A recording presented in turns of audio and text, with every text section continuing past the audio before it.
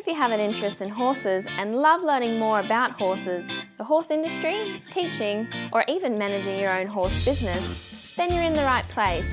We would love you to join us on our mission, which is to improve the lives of horses around the world through the education of riders, handlers, and trainers. So get comfortable, listen in, and enjoy. This has been another episode sponsored by Online Horse College.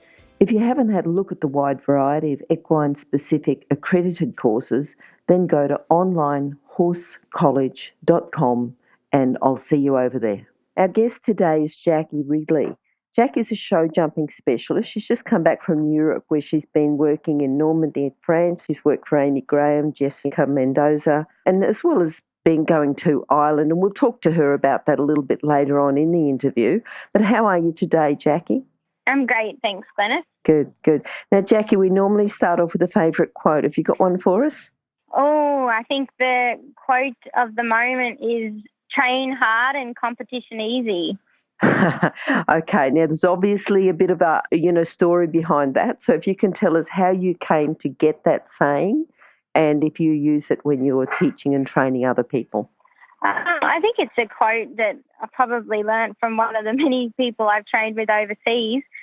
And I think it's a very good mantra to have. So, when you're at home, you're really improving the horses, both, training mentality and physical aspects of things so that when you can go out to the competition, you can sit quiet, you can ride quiet and everything you've been practicing for at home. I think I teach quite a lot of younger students these days jumping at home, and I think they like to test their limits out at the show. I think it should be the other way around. And when you're at home, you've got time to take it back a step and try your limits, come back from the edge. And absolutely, you need to be pushing the boundaries all the time, but do it in a controlled environment. And even better if you can do it with a coach to help you and come back, and so that when you're actually showing, it's nice and easy. The horse has a good experience and they actually enjoy being in the ring. Yeah, because sometimes it's very tempting, isn't it, to train your horse to just push the limits a little bit at competitions, but really that's all got to be done at home. Absolutely. I think Amy Graham's, one of her famous quotes was, you got to have the 3 Ps, and someone said, oh, what are the 3 Ps? And she said, preparation. And I couldn't sing her praises enough on that. It's 100% true. Yeah. Jacqui, tell us about how you started with horses and what your first memories were. How I started with horses. I actually started with horses with my best friend when we were tiny little kids, and we had a little white pony called Snowy, who was probably the naughtiest white pony. I think everybody's had one of those. And, it absolutely took hold, and I caught that crazy horse disease that everyone's talking about, and I can't seem to shake it. Tell us about a memory, though. Did you have a memory of one time when maybe the pony was a bit naughty, or one time when you did something with your friend with the pony? What's the first memory that you have there? I think probably one of the most monumental memories I had was I remember being little and watching the big show jumpers like Edwina, Alexander and Rodrigo Pessoa, thinking, gosh, it's so high up and it's so far away. And I think one of my biggest sort of realizations or fantastic moments when I was actually at a show and they were in the stable down the block from me, and I don't think I could wipe the grin off my face when Rodrigo Pessoa walked past me. Isn't that good? And I think Amy told me he was blowing his nose, but I didn't care. All right, that's good, and good to always have those mentors, isn't it, to look up to? Absolutely, and I think one of the biggest learning curves I had from being overseas and training with people like Jessica Mendoza and Amy Graham is it's all the same, it's simple principles. It's just done well. I don't think they don't have any secret tricks or things they're doing differently. They're just consistent. They train hard and they control all aspects of the sport, the horse's well-being, their education, what they're feeding them. It's all the same, but they do it well. Yep. Now, when you were riding Snowy, did you think that you were going to work with horses then, or was there something that made you take the step to work with horses? I think it's something I've always absolutely loved, being around the horses, and I think it's wonderful to feel, every time you ride them and they get better, you've actually achieved something. I think that's probably my absolute draw to the horses, that every day you can progress. And so it was just a natural progression, was it then, that you always thought that you would work with horses and work in the horse industry? Yeah, I think I've got a bit of a mixed background. My mum rides and we have a property on the Sunshine Coast, and I think they know the trials and tribulations involved with working with horses and sort of pushed me to get an engineering degree. And I was sort of balancing engineering and horses for a while there, and then decided that you can't sort of, I was trying to burn to the end of the candle at both ends, and then decided to go for it and go over to Europe and really challenge myself and see how I do manage at that level. And I think that was my big step to really decide, is this for me? Can I do this? And you know what, you can, and you can go over to Europe. And it was actually my best friend that we rode Snowy together, was based in Holland, and she said, come over, I'll sort you out a job in a stable here. And I said, Isn't okay. that great? Yeah. Off I went. Good? And it all started from there. So someone that's thinking about going into the horse industry, what advice would you give them? What core skills or character traits do they need to get started in the horse industry? I think I've got quite a lot of students that I'm teaching, and you can tell the ones that are going to make it really well because they're quiet, they take their time, they take on what you say on board, they think about it, and they persist. And if you just stay constant and stay steady, it will happen. You just need to be consistent in what you do and, be intelligent about how you go about it. And it's available to anybody who wants to put in the hard yards and plan a program properly. Yeah. And tell me, you went to Europe, but you started off as a groom in Europe, or did you just go into the first job I went, so in Europe, if you want to go over there, there's a lot of work available because it's quite a large sport, very huge over there. And so I went to a couple of stables. You have an interview, you ride the horses in front of them, you have to jump the horses in front of them. If they like the way you ride, if they like, if you can organise yourself, then they consider you for the position. But it's all dependent on how you ride them and how, if they're happy with you training their horses, exactly. So, Jacqui, what about people who don't have contacts in Europe? Because you had a contact there. If they would like to go over, experience, a lot working in one of the big stables, how would they go about it? I think they don't need to be shy. If I've got young students who are interested, I'm more than happy to organise through the contacts that I've made over there suitable places that would suit sort of what they're looking to gain from the experience over there. If people at the shows, go and talk to someone. Like, I'd be more than happy if someone at the show approached me and had a chat. I'm sure I could help them organise to go over there and the right person to suit their type of riding and things like that. Talk to someone. I'm sure everybody's going over there now. It's a lot more reachable than it ever was, I think. And if you know somebody who's been over in Europe, approach them, have a chat. I'm sure they can give you some advice. The other thing is too, Jacqui, we'll get now that you've said that, we'll get your contact details and we'll get, if people are interested, if you're happy, they can contact you, and it'll be horsechats.com/Jacqui Ridley, or just go to horsechats.com and search for Jacqui or search for Ridley and they'll find that. And I think you've just, hopefully you haven't, hopefully you're not keeping too busy sorting people out, but if you could just be generous with that and just put people in the right direction, that's great. Really good. Yeah. Yeah. Now, Jacqui, not a problem. What do you think's the best thing about working in the horse industry? I think one of the best things is it's such a fantastic leveler, the sport, isn't it? One day you can ride and think you're absolutely fantastic, and the next day someone's going to buck you off. Yep. I think it's a good sport that keeps you level, it keeps you honest, and it's a good challenge as well. Okay. Now, you've mentioned a couple of people. You've talked about Amy Graham, Jessica. Talk to me about how something that you've learned from Amy and something you've learned from Jessica, and then if anyone else has influenced you, just some lessons that you would have learned from them.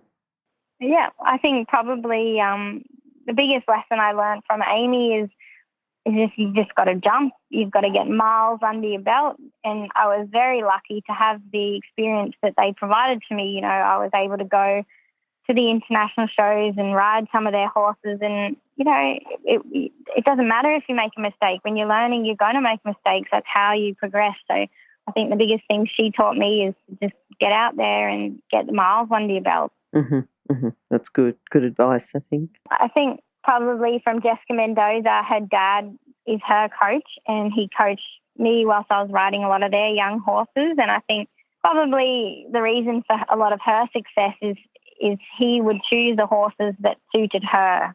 So probably the biggest take-home learning I got from working in that stable is find the horses that suit the style of riding that you have. If I'm only little, I'm not going to go out looking for a huge horse to try and steer around. Find horses that suit you, I think, is the biggest thing I learned from her. Yep. And then I think probably my biggest influence in my riding is Dan, my partner. He's a breaker. He has such a wonderful way of looking at the horses and looking at from such different perspectives that you wouldn't even think of. And I think the biggest thing that he's taught me is there's always a different approach. If you're doing something and it's not working, think outside the box. And I think one of the huge things, he's taught me so many things in so many different situations, and it's come from totally left field, like a new idea, and he's a very clever man.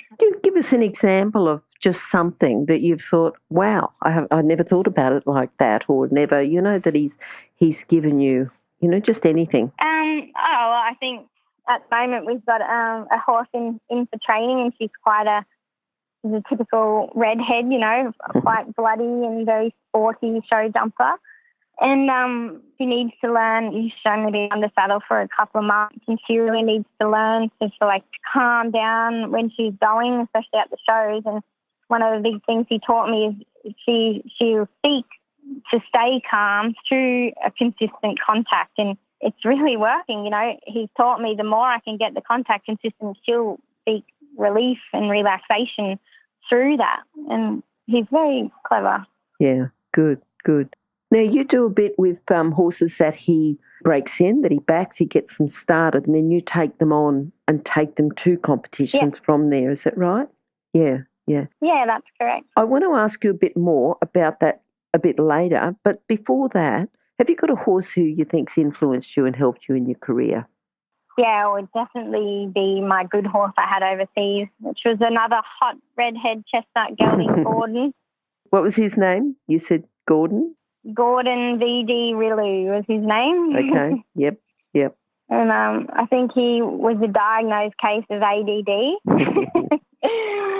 But that's why he was so talented, He wanted to do, he had things to do, and he loved to jump, and giving him a whole track of fences to whiz around was exactly what he wanted to do, and he loved it. He loved every minute of it. And I think that's what happens when you go over to Europe and you get these horses that are bred for the job. They're bred for it. It's like a Kelpie wanting to chase cattle. These horses just want to jump. Yeah. And Gordon loved to jump. Now, what do you think your proudest moment was? Was that with him? Yeah, I think probably my proudest moment was him jumping at Chantilly at the International in front of the chateau there. It's an unbelievable venue, and he jumped clear, and I think won a couple of prizes there, and it was probably my biggest I felt really, really like I'd achieved something. And, there's a big highlight there, but, Dan's literally recently just broken in a lovely mare bred by Cassini too, bred by Talara Warmbloods down in Victoria. And she's only been broken in for 6 months, and we jumped our first show down at the Queensland State Equestrian Centre last weekend, and she was like she jumped in another life. She's done it 100 times before, and I guess that was a very proud moment too. You made this horse, and she was fantastic as well. So lots of different things. Good. Thinking about where you are, and you talked about the challenge of, do I want the career that my parents wanted me to have, or do I want the career that I want to have? That would have been challenging. Has it been your biggest challenge? Oh, absolutely. It's hard, I think at the end of the day, you want to do something that you love. You've got to be absolutely passionate about it. And I am. Like, I can't think of anything I love more than, even some of the people I teach, they can't really canter yet. And once you teach them things they can do and make life easy for them, and they can manage to take their horse out to competition and canter, even little things like that is so much satisfaction in it. How could you not love it? Yeah. Thinking about, the horses that Dan's breaking in and you're taking on, what would you say to someone that got a horse, fresh from the breakers, had been green, had just been ridden, was quiet under saddle, could walk, trot and canter?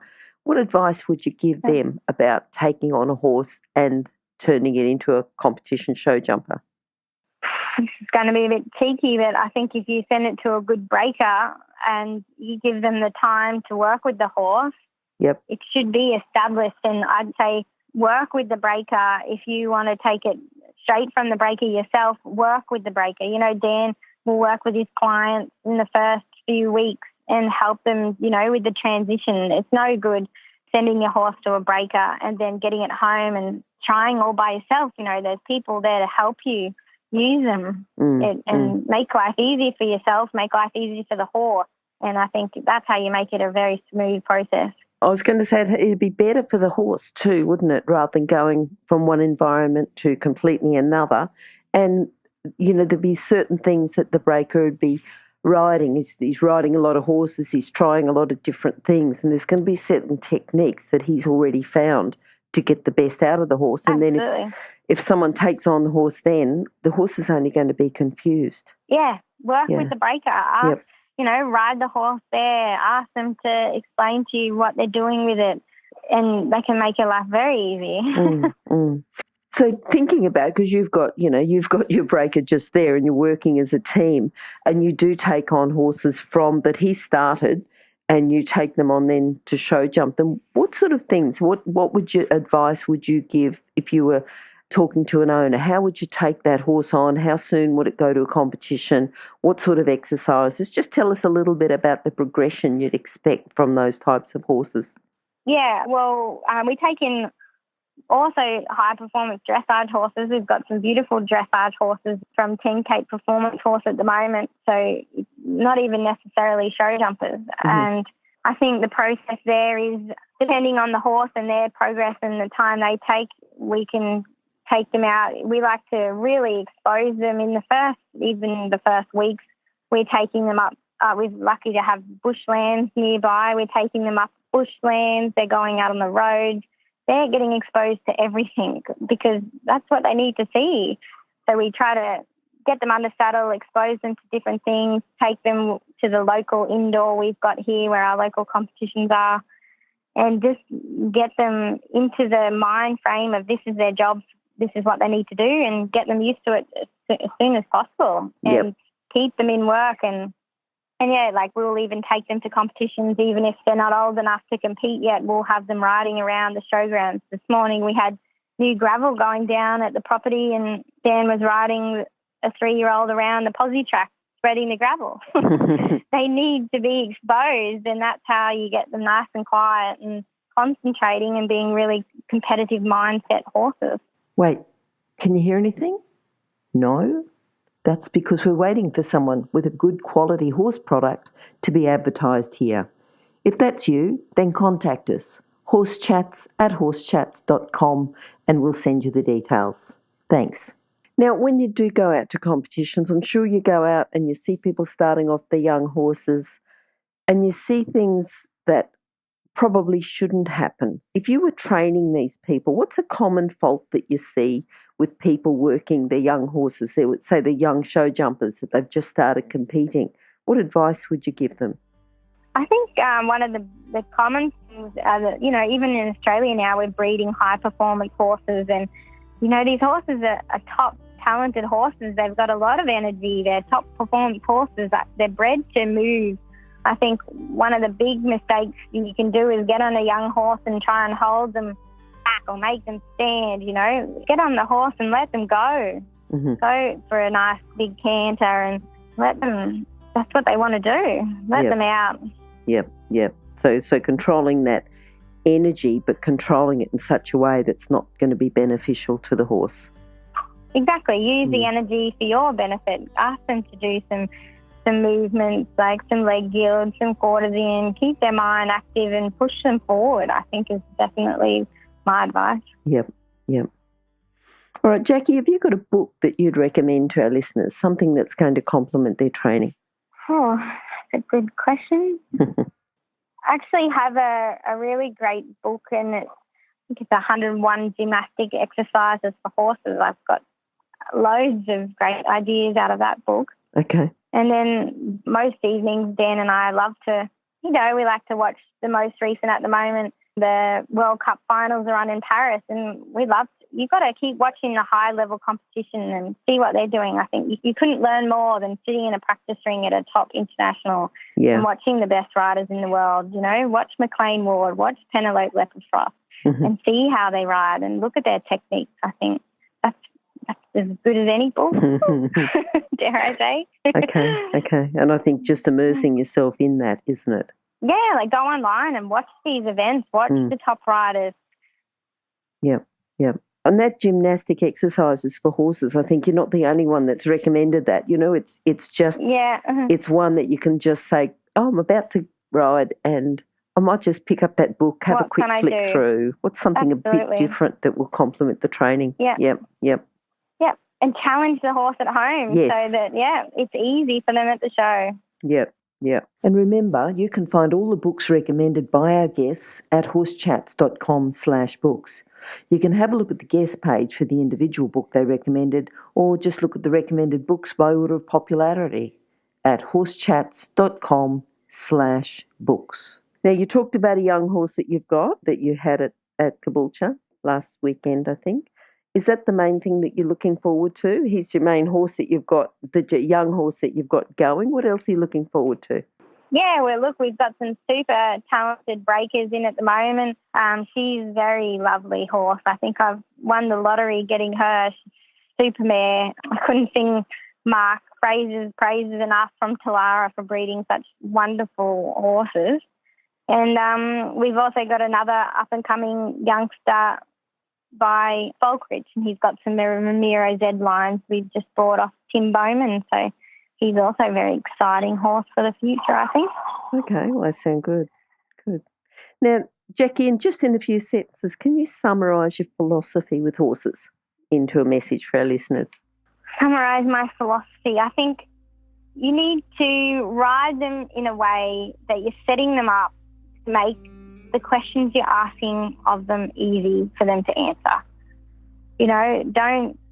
I think that's probably my summary. And if I need to explain that a little bit, I mean, if you want to ask of them a leg yield, set their bodies up right so that they can flow into a leg yield. There's absolutely no point in going head to head arguing with these horses. They want to work for you. They'll do anything for you. Look at them in the paddock. They can do flying changes, they can leap, they can jump, they can do anything. It's natural to them.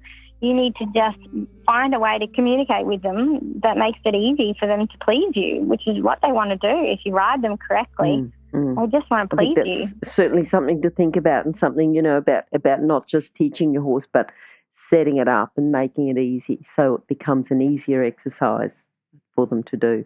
Absolutely. And if you're training them correctly, you put the aid on, they respond correctly, the aid comes off. That's the biggest reward you can give them is the correct timing in your aid is on, they respond, the aid comes off. Yep. Jacqui, what's the best way to contact you? Because I'm sure that a lot of people want to contact you about going to Europe, but if you can give us your contact details, best way to contact you, but also too about having some young horses, or even, talking to you about Dan, starting off a couple of young horses as well. Yep, the best way to contact either myself or Dan would be to go to my website, which is just www.jacquiridley.com.